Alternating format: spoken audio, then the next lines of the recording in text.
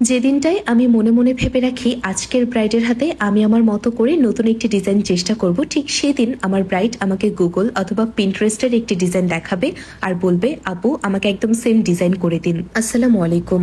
সেদিন সকালে আমার ইভেন্ট ছিল মোহাম্মদপুরে, আর পরপর দুটি ইভেন্টের লোকেশন মোহাম্মদপুরে হওয়ার কারণে আমি খুব রিল্যাক্স মুডে চলে যাচ্ছিলাম আমার ইভেন্টের উদ্দেশ্যে।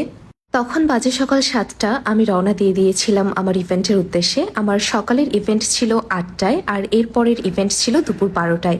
কিন্তু মোহাম্মদপুরে পৌঁছেই দেখি এত বেশি ট্রাফিক ছিল, সেখানে অলমোস্ট আমার 40 মিনিট অপেক্ষা করতে হয়েছে, যার ফলে আমি কিছুটা দেরি করে ফেলেছিলাম। তবে ব্রাইডের লোকেশনে গিয়ে দেখি আপু একদম তৈরি, আর আমি গিয়ে কাজ শুরু করে দিয়েছিলাম। যেহেতু অলরেডি এত বেশি দেরি হয়ে গিয়েছে, তাই তেমন কোনো ক্লিপস নেওয়া হয়নি। আজকে প্রথম যিনি ব্রাইড ছিলেন, আপুর কোনো পছন্দ ছিল না। আপু সম্পূর্ণটা আমার উপর ছেড়ে দিয়েছিল আর বলেছিল আমার মনের মতন করে ডিজাইন করতে। খুশি মনে আমি ডিজাইন করা শুরু করে দিয়েছিলাম, আর চেষ্টা করেছি দুই পাশের ডিজাইন একটু মিল রেখে করার জন্য, তাহলে ডিজাইনটা আসলে রং হওয়ার পর দেখতে ভীষণ ভালো লাগে। আর এই হচ্ছে আপুর দুই পাশের ডিজাইন। আর উপর পাশে আপুর তেমন কোনো পছন্দ ছিল না, সম্পূর্ণটা বলেছিল আমার মতো করে করার জন্য, আর আমি সেভাবেই কাজ শুরু করে দিয়েছিলাম।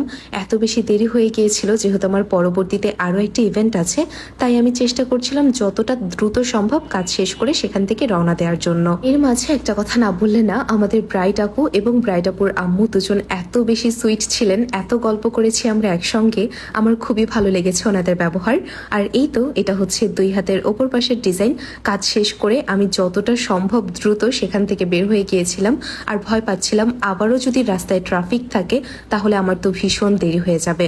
আর বলে না, যেখানে বাঘের ভয় সেখানেই সন্ধে হয়। আমি বের হয়েই দেখি এত বেশি ট্রাফিক, সেখানে প্রায় অনেকক্ষণ অপেক্ষা করার পরও কোনোভাবেই রিক্সা চলছিল না, যার ফলে আমি রিক্সা থেকে নেমে পায়ে হেঁটেই আমার ক্লায়েন্টের লোকেশনের উদ্দেশ্যে রওনা দিয়েছিলাম। আর পৌঁছানোর পর যেটা হলো আমার সঙ্গে, আপু আমাকে এই ডিজাইনটি দেখিয়েছিল আর বলেছিল সেম এভাবেই আপুর হাতে ডিজাইনটি করে দেওয়ার জন্য। ভিডিওর শুরুতেই আমি যেটি বলেছি, আমি খুব বেশি এক্সাইটেড ছিলাম, আজকে চেয়েছিলাম আপুর হাতে একটু অন্যরকম ডিজাইন করব, কিন্তু সেটি হয়ে ওঠেনি। তবে চেষ্টা করেছি যতটুকু সম্ভব মিল রেখেই কাজটি করার জন্য, কেননা আপু এরকম ডিজাইনই চাচ্ছিলেন আসলে। আর আপনারা যারা ব্রাইড আছেন, আমাদের থেকে মেহেন্দি পড়তে চাচ্ছেন, তারা অনুগ্রহ করে এই বিষয়টি মাথায় রাখবেন। আর্টিস্টকে সবসময় তার মনের মতো করে কাজ করতে দিবেন, তাহলে কিন্তু আপনি একদম বেস্ট মেহেন্দি ডিজাইনটি পাবেন। আর যদি বলেন যে না সেম কপি লাগবে, তাহলে দেখা যাবে যে ডিজাইনটি আরো উল্টো নষ্ট হয়ে গেল। তবে প্রত্যেক ব্রাইডের তার পছন্দ থাকতে পারে, আমরা সেটিকে অনেক বেশি সম্মান করি আর চেষ্টা করি তাদের মন মতো করে কাজটি করার জন্য। যেহেতু অলরেডি আমি অনেকটা দেরিতে পৌঁছেছিলাম আপুর ইভেন্টে, আর এরপর আমার আরেকটি ইভেন্ট ছিল, সেই ব্লগ পরবর্তীতে শেয়ার করব, তাই বেশি দেরি না করে ছোট ছোট করে ক্লিপস নিচ্ছিলাম। আর এই হচ্ছে আপুর হাতের ওপরের পাশের ডিজাইন। আপু হাতের ওপরের পাশেও আমাকে একটি রেফারেন্স পিকচার দেখিয়েছিল, আমি চেষ্টা করেছি সেভাবেই আপুর ডিজাইনটি করার জন্য।